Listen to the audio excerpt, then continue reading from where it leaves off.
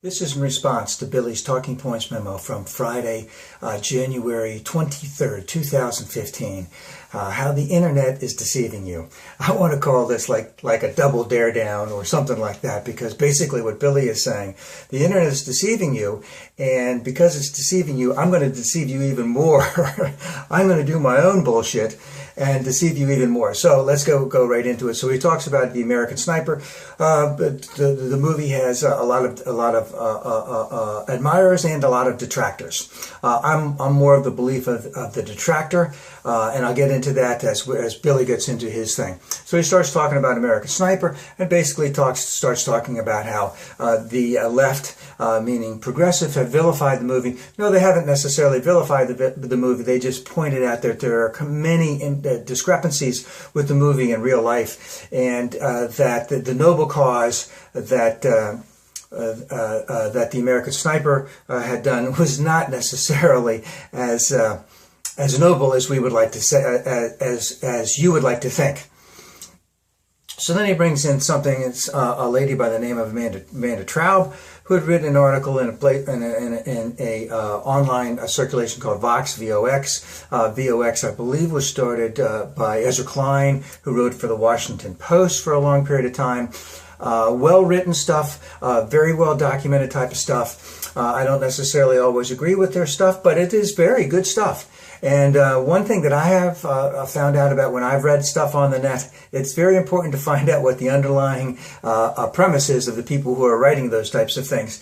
Vox does try to bring out a very, I won't say even-handed viewpoint, but their stuff is usually well-researched. So Billy goes into talking about how Amanda is a terrorist sympathizer because she went in. She had an article on Vox that basically indicated that talking about the underlying rationale of why these people in Pakistan had slaughtered, I think Billy said 132. For some reason, I think the number was 146 high school students in Pakistan.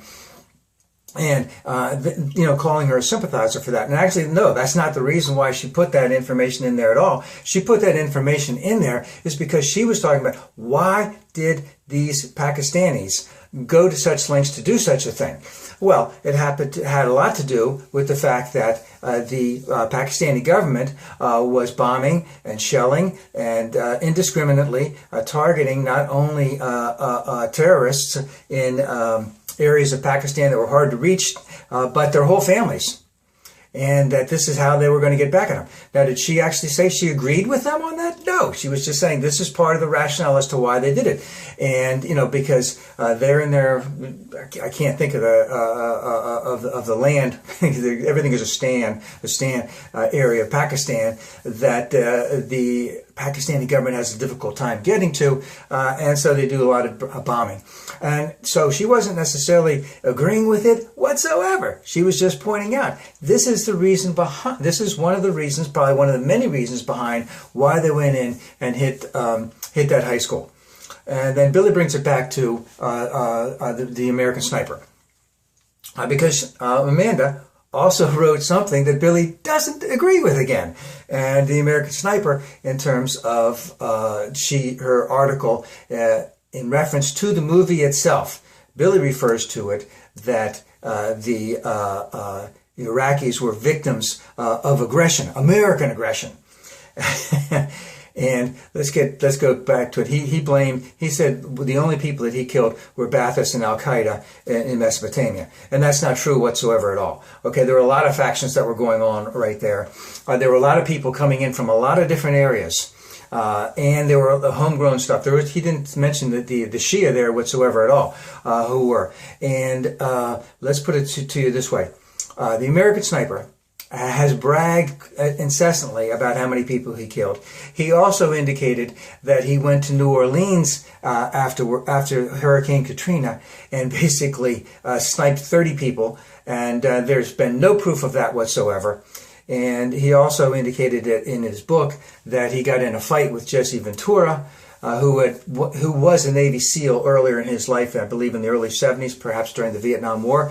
And Jesse Ventura took him to court after he had been murdered by someone who had PTSD, and won because that fight never happened.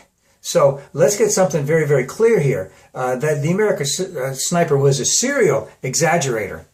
And the American military, American subcontractors, in terms of Blackwater and a number of other ones, did a fair amount of indiscriminate killings over there. They might have been fearful for their life, but there were a lot of people who were killed, who were innocent, completely innocent, all the way over there. Okay, so there was a lot going on there, and it wasn't just the Al-Qaeda in Mesopotamia, and it wasn't just the Ba'athists. There were a whole host of other segments, sects, etc., that were going on there, and I don't know all of the things of the kills that this guy is attributed to, but it would be very, very difficult to say that every single one of his kills was someone who deserved to be killed because they were going to go after Americans, or did they just look like they might be going after Americans? And of course, he uses that to trash Vox. He uses that to trash Amanda Taub. He uses that to trash the left. And I'm talking about Billy, of course, in terms of what you read on the internet, basically saying, don't follow the internet, follow me. I'll tell you the truth, but I'm not telling you the truth anyway. So he's saying the internet is false. Then he goes on to a little bit more about how dictators control the press, that, dictators on the left and right. Then he goes back into history about how all that happens. And, there's a lot of criticism, and there's a lot of stuff that has gone on the internet where it is self-policed. So there have been a number of things that have been said on Fox News, and one or two of them were just, there was an apology for one of them, where one of them, someone actually went on and talked about the no-go zones in England and France, where the police wouldn't go, et cetera, et cetera. They backed down on that, and now the right is actually trying to say, well, there really are no-go zones. It's just that the police do go in there if there's any bad things going on. But the point is that there is a lot of self-policing going on the internet. There still is a lot of trash going on out there. And the one thing you can be assured of is you don't ever have to believe anything that Billy says. Now, let me just get to one other quick point. It's from the night before, when he talked about, I can't think of the guy's name right now, Michael, whatever, who was shot by Darren Wilson in Ferguson, that the Justice Department is going to not recommend that there be any civil rights charges filed against him. And Billy goes on to just basically show all of what he would call agitators, going into a store to loot it. And again, that is very, very sad to see that has gone on. But what the left was doing, and of course he's using that to trash all the left, because he's saying Darren Wilson was 100% right for what he was doing. But the left had said all along that narrative of the gentleman who was shot in Ferguson was part of a much larger narrative. The much larger narrative was police killing of black people, mostly young black men, and them getting away with it. They were judge, jury, and executioner in the United States, and I believe they said that there were over 400 documented, but as research has shown, there was easily well over 1,000 that had gone on, that go on, because police don't have to report that stuff. Also, that the city of Ferguson was predominantly black, but the elected officials were predominantly white. Also, that the police department was predominantly white. Also, that Ferguson received a fair amount of their income to run the government by ticketing people, not only from speeding tickets, but a host of other tickets. And that those things were compounded. And that the income in Ferguson was very, very, was not that great.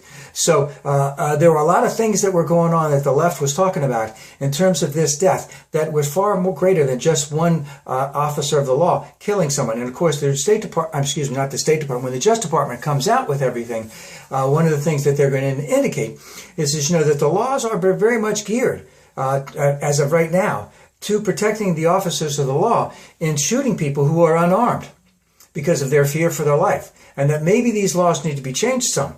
And the other thing The other thing in reference to that is that, I can't even, I just lost my train of thought on that. Is why are we doing this? And should the laws be changed? And so the first, but it isn't about the riots that went on. It's about what caused the riots, what goes on underneath, why people in poor areas, in black areas, feel that they can't, they can't get ahead. And, again, that goes back to minimum wage. That goes back to feeding kids in school so that they can learn. That goes back to free college for the first 2 years for everyone. So it's a whole host of things that Billy won't address at all. So again, never believe anything Billy says.